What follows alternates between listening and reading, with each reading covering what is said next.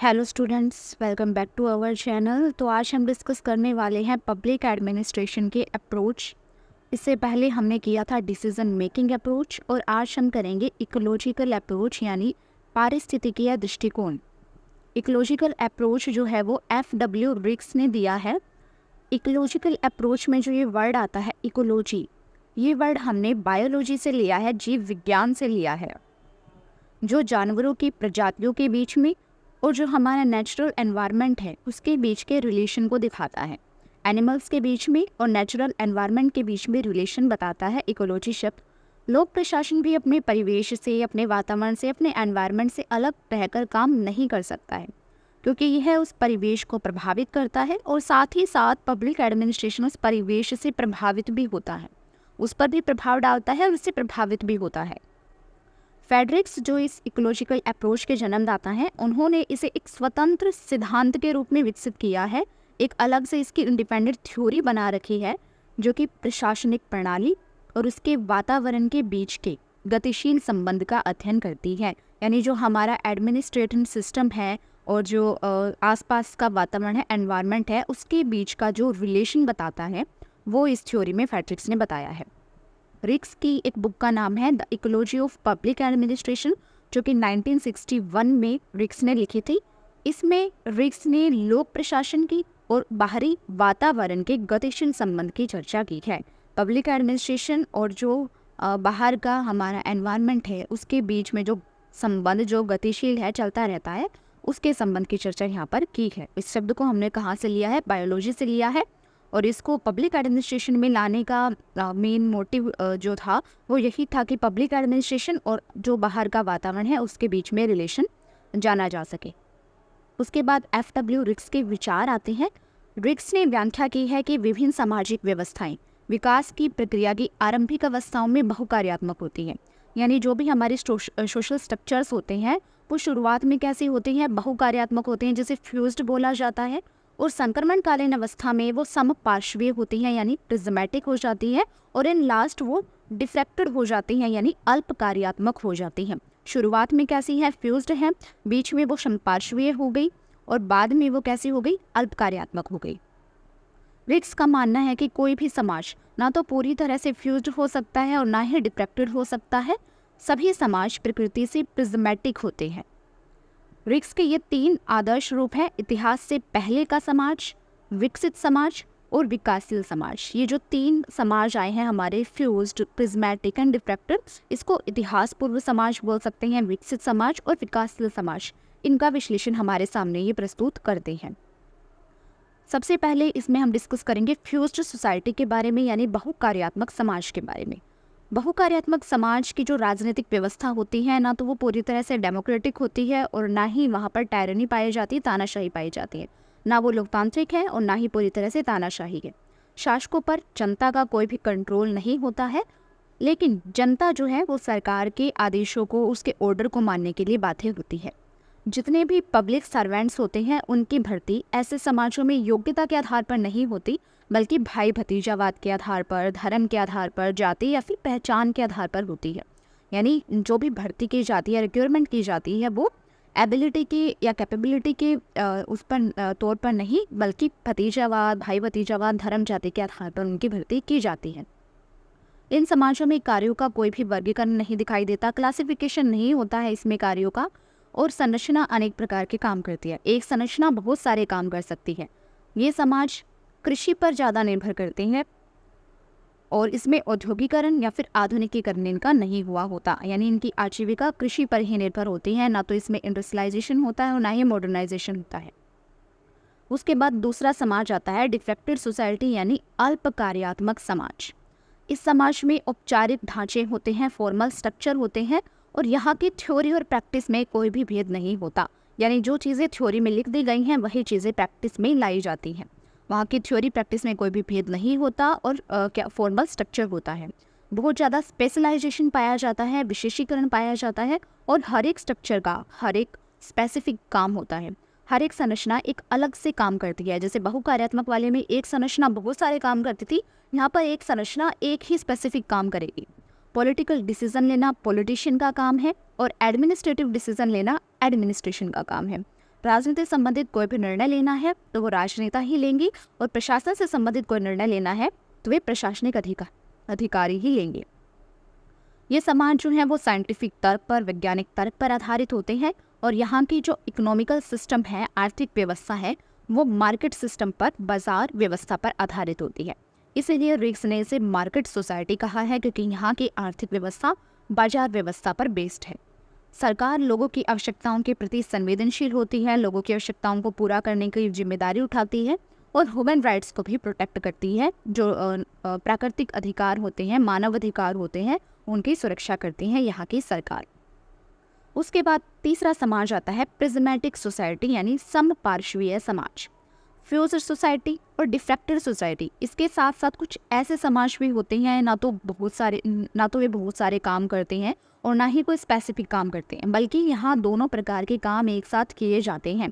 ऐसे समाज को रिग्स ने कहा है प्रिज्मेटिक सोसाइटी, यानी फ्यूज सोसाइटी और डिफ्रैक्टेड सोसाइटी से मिलकर जो सोसाइटी बनेगी वो है प्रिज्मेटिक सोसाइटी। रिग्स के अनुसार इस प्रकार की सोसाइटी के 3 कैरेक्टरिस्टिक्स हैं, 3 विशेषताएं हैं इसकी। पहली विशेषता है विजातीयता। विजातीयता का अर्थ होता है भिन्न प्रकार की व्यवस्थाओं या क्रियाओं की एक साथ उपस्थिति, अलग अलग प्रकार के सिस्टम की, अलग अलग प्रकार के फंक्शन की अगर एक साथ मिल जाए, वो एक अलग अलग प्रकार के सिस्टम, अलग अलग प्रकार के फंक्शन एक साथ आ जाए, तो उसे विजातीयता बोला जाता है, हेटेरोजेनिटी बोला जाता है। इसमें नए पुराने विचार होते हैं, पूर्व और पश्चिम की अवधारणाएं होती हैं, ग्रामीण और शहरी विचार होते हैं, पूंजीवादी और समाजवादी व्यवस्थाएं, ऐसी विरोधी व्यवस्थाएं पाई जाते हैं, विरोधी दृष्टिकोणों का मिश्रण पाया जाता है। अलग अलग प्रकार के सभी अच्छे बुरे, नए पुराने, पूर्व पश्चिम सभी इसमें मिले हुए होते हैं, इनका मिश्रण पाया जाता है। ये विशेषता है प्रिज्मेटिक सोसाइटी की। दूसरी विशेषता है फॉर्मलाइजेशन, यानी औपचारिकता। औपचारिकता का मतलब होता है ऐसा विचार जिसमें कथने और करने में काफ़ी अंतर होता है, यानी कहना कुछ और करना कुछ और।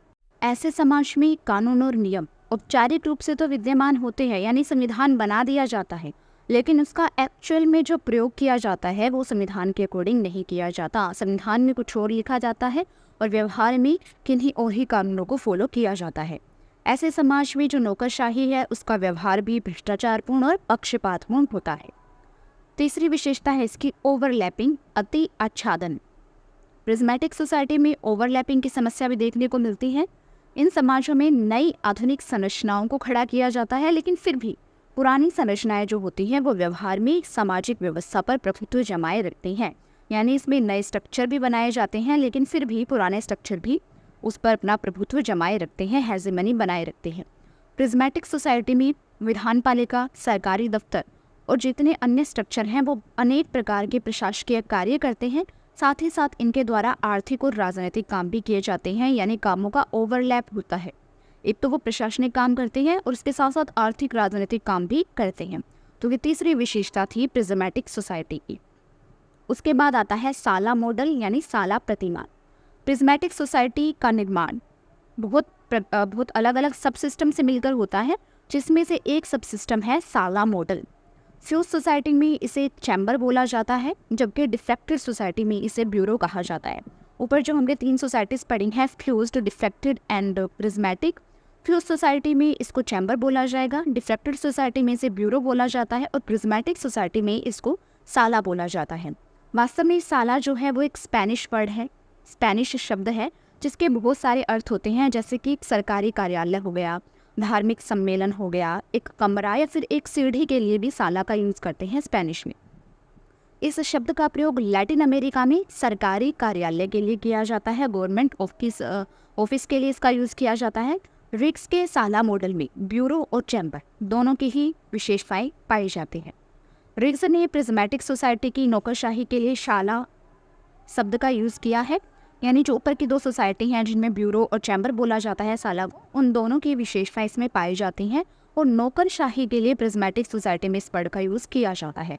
रिग्स के अनुसार साला पदाधिकारी यानी नौकरशाह व्यापक सामाजिक हितों पर ध्यान नहीं देते हैं, लोगों के हितों पर ध्यान नहीं देते, बल्कि वे संकीर्ण स्वार्थों पर, जैसे कि भाई भतीजावाद हो गया, पक्षवाद, जातिवाद, रिश्वत आदि के प्रभाव में अपने कार्यों को संपादित करते हैं। यानी वे लोगों की भलाई के लिए काम नहीं करते, बल्कि संकीर्ण स्वार्थों को, अपने स्वार्थों को पूरा करने के लिए ही काम करते। प्रिज्मेटिक सोसाइटी में सामाजिक कल्याण की अपेक्षा निजी उन्नति पर और धन प्राप्ति को ही प्राथमिकता दी जाती है। लोगों के कल्याण के बारे में ना सोचकर खुद का उन्नति करना, खुद की प्रोग्रेस करना और केवल धन इकट्ठा करना, यही लगा रहता है। उचित प्रतिनिधित्व देने के लिए यहाँ पर आरक्षण भी पाया जाता है, रिजर्वेशन भी दिया जाता है हालांकि, लेकिन रिजर्वेशन का जो रिजल्ट हमें मिलता है, आउटकम मिलता है, वो पॉजिटिव कम होता है और नेगेटिव ज़्यादा होता है। तो रिजर्वेशन का भी यहाँ पर ज़्यादा इफेक्ट नहीं पड़ता है। साला मॉडल की कुछ विशेषताएं हैं, जैसे कि सेवाओं का असमान वितरण। नौकरशाही में सेवाओं का असमान रूप से वितरण पाया जाता है, यानी सामाजिक कल्याण के लिए नहीं किया जाता, खुद के लाभ के लिए किया जाता है। दूसरा, इसमें संस्थागत भ्रष्टाचार पाया जाता है। नौकरशाही तो पहले ही बदनाम है भ्रष्टाचार के लिए। तीसरा, इसमें नियमों के क्रियान्वयन में भी अकुशलता होती है, नियमों को लागू करने में भी कुशलता इसमें नहीं दिखाई जाती। रेड टेपिज्म पाया जाता है, लाल फीताशाही पाई जाती है। एक ही काम को करने में बहुत साल लगा दिए जाते हैं। भर्ती की प्रक्रिया में भी भाई भतीजावाद पाया जाता है। योग्यता के आधार पर नहीं बल्कि धर्म जाति भाई भतीजावाद के आधार पर रिक्रूटमेंट की जाती है। और आत्मरक्षात्मक प्रवृत्तियां पाई जाती हैं, यानी खुद की रक्षा की प्रवृत्तियां पाई जाती हैं, खुद की भलाई के लिए इसमें काम किया जाता है। अगली विशेषता है औपचारिक लक्ष्यों और कार्यों के संपादन में भी अंतर होता है, यानी जो उन्होंने ऑब्जेक्टिव बना रखे हैं या फिर जो कार्य इन्हें करने हैं उनमें भी अंतर पाया जाता है। ये कुछ विशेषताएं हैं साला मॉडल की, जो कि प्रिज्मेटिक सोसाइटी में पाया जाता है। उसके बाद एक डायग्राम आता है जिसमें बीच में प्रिज्म बना रखा है। प्रिज्मेटिक सोसाइटी है ये, बीच में जो प्रिज्म है, और इधर यहाँ फ्यूज्ड सोसाइटी दे रखी है, फ्यूज्ड सोसाइटी, और इस साइड दे रखी है डिफ्रैक्टर सोसाइटी। प्रिज्म के आकार का बना रखा है प्रिज्मेटिक सोसाइटी। देखो फ्यूज्ड में क्या होता है, बहुकार्यात्मक है, एक ही संरचना बहुत प्रकार के काम कर देगी, तो एक ही संरचना दिखा रखी है। और डिफ्रैक्टेड सोसाइटी में क्या होता है, अलग अलग संरचनाएं अलग अलग काम करती हैं, स्पेसिफिक काम करती हैं, तो जितनी भी संरचनाएं हैं उनका अलग से काम बटा हुआ है। और प्रिज्मेटिक सोसाइटी में इन दोनों के गुण आ जाते हैं, फ्यूज सोसाइटी के भी और डिफ्रैक्टेड सोसाइटी के भी। उसके बाद एक टेबल है जिसमें इनके बीच में डिफरेंस दे रखा है, फ्यूज सोसाइटी के बीच में, प्रिज्मेटिक सोसाइटी और डिफ्रैक्टेड सोसाइटी के बीच में। फ्यूज सोसाइटी में एस्क्रिप्शन पाया जाता है, आरोपण पाया जाता है। प्रिज्मेटिक सोसाइटी में प्राप्ति और डिफ्रैक्टेड सोसाइटी में उपलब्धि यानी अचीवमेंट पर बल दिया जाता है। फ्यूजर सोसाइटी कैसी होती है, विशिष्टता पाई जाती है फ्यूज सोसाइटी में। प्रिज्मेटिक सोसाइटी में चयनात्मकता पाई जाती है और डिफ्रैक्टेड सोसाइटी में सार्वभौमिकता पाई जाती है। फ्यूज सोसाइटी में जो फंक्शन होता है वो डिफ्यूजन होता है, कार्यों का वितरण पाया जाता है। प्रिज्मेटिक सोसाइटी में पॉलीफंक्शनलिज्म पाया जाता है, बहुत सारे काम किए जाते हैं। और डिफ्रैक्टेड सोसाइटी में फंक्शनल स्पेसिफिसिटी होती है, क्योंकि इसमें अलग अलग काम के लिए अलग अलग स्पेसिफिक स्ट्रक्चर पाए जाते हैं। तो ये तीनों के बीच में डिफरेंस है fused, prismatic and diffracted society के बीच में। आज हमने FW रिक्स की इकोलॉजिकल अप्रोच के बारे में डिस्कस किया है। आज के लिए इतना ही, मिलते हैं नेक्स्ट वीडियो में एक नए टॉपिक के साथ।